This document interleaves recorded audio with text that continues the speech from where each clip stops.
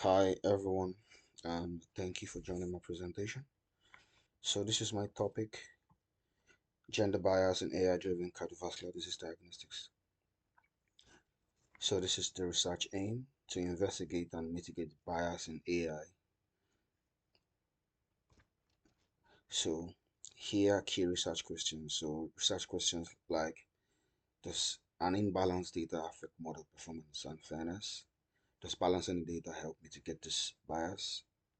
And what are the most influential features that actually drive predictions of models, especially gender-specific models? So why this matters?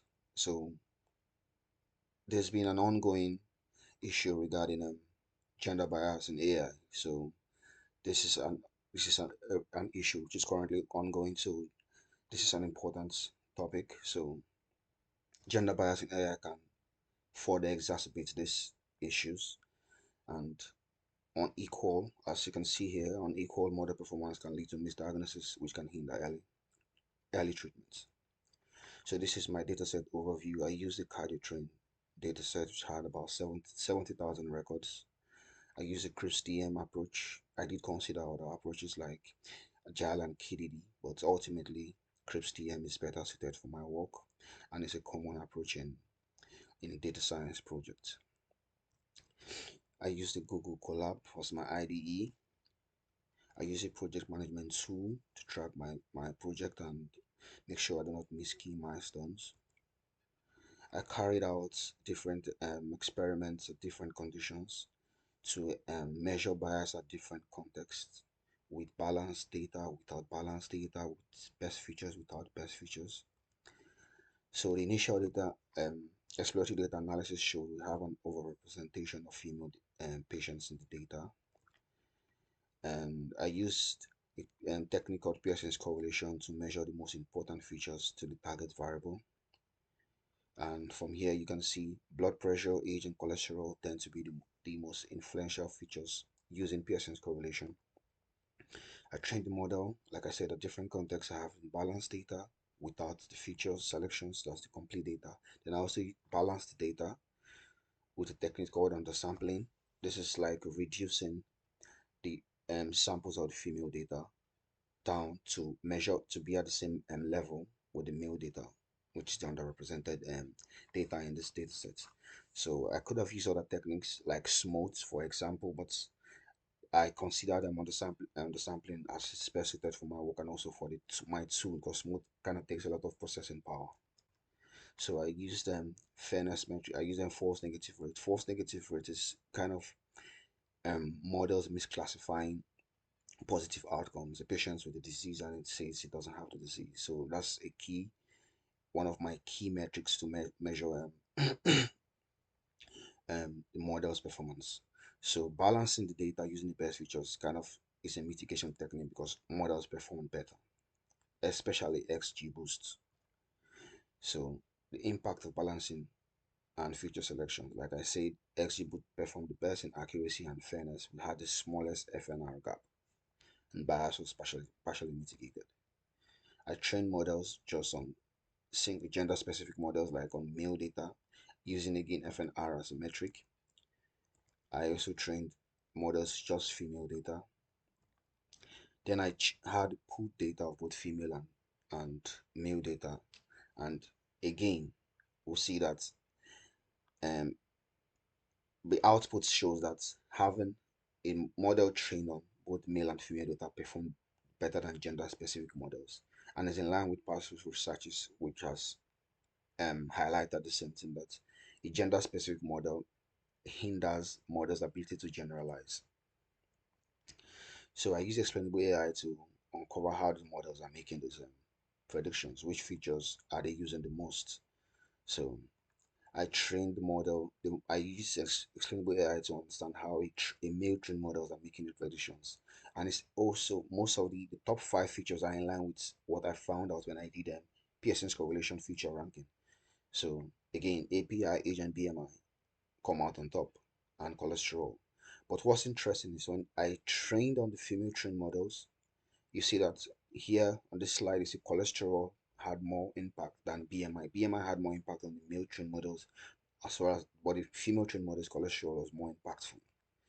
So these are the features influencing predictions, like I just mentioned. So key findings is that balancing the data set and using the best features actually improves performance and improves fairness. And limitation of my work is, I would say, data. A single I wish I had a larger data set. It's help me like it will help me generalize more, help me come to better conclusions. So I use a single data set with 70,000 records. I wish I trained models. I wish I used explainable AI on other models, not just XGBoost, because the explainable AI I did was on my best performing models to know how it was making predictions. So with more times, I would have also used sharp techniques on other models. So, and I would have also considered other sharp techniques, not just sharp, other explainable AI techniques, not just sharp, but Lime as well. So these are challenges, and my conclusion, this is conclusion is, the key one is feature importance varies by gender. So models, how models uses features varies by gender. That is one of my conclusion. And a gender balanced data set using the best features actually helps models perform better and it mitigates bias. So I'll quickly go to my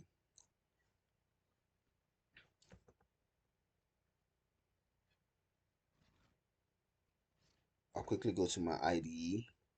I use the Google Colab.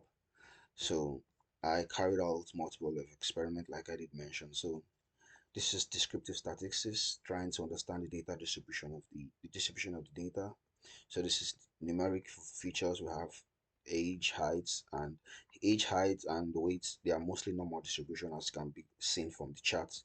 But AP high and AP low, which are blood pressure, they are rightly skewed as can be evidently seen. So you can most of the so it simply shows we have outliers with in this for these features AP and AP low.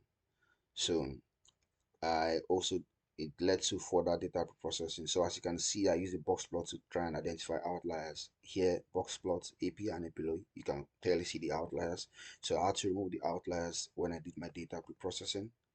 So this is the data distribution for the categorical variables. It shows like the cholesterol, how how it is being distributed. So quickly go to my data preprocessing level. So yes, this is where I did my data preprocessing. So the age was coded in days instead of years. So I'll quickly run the code. Yeah, so I removed the outliers here. Heights had some outliers as well. Then I created a variable called BMIs in line with a lot of health related data. So I didn't have BMI in my feature, so I created a variable called BMI using both height and weight is a formula. So after I created that, I dropped the height and weight because I didn't need them since I have BMI. So you can see my first 5 rows after I created the BMI, and I have a BMI feature, and I removed the outliers. So number of rows in the original data set was 70,000. After removing the outliers, I now have 650,900. So inferential statistics, this is where I wanted to focus on a bit because a lot of researchers don't focus on statistical analysis like t-test, ANOVA, and chi-square. So I carried out t-tests to see if these differences we observed at the descriptive statistics are statistically significant. So here is where I carried out my um, inferential t-test. So I did carry out the t-test from, yes. So a small p-value less than 0.05 indicates that those differences we observed are statistically significant. And it's also what kind of encouraged me to train models on gender specific models, seeing that features actually differ by gender. So the level 3 is machine learning.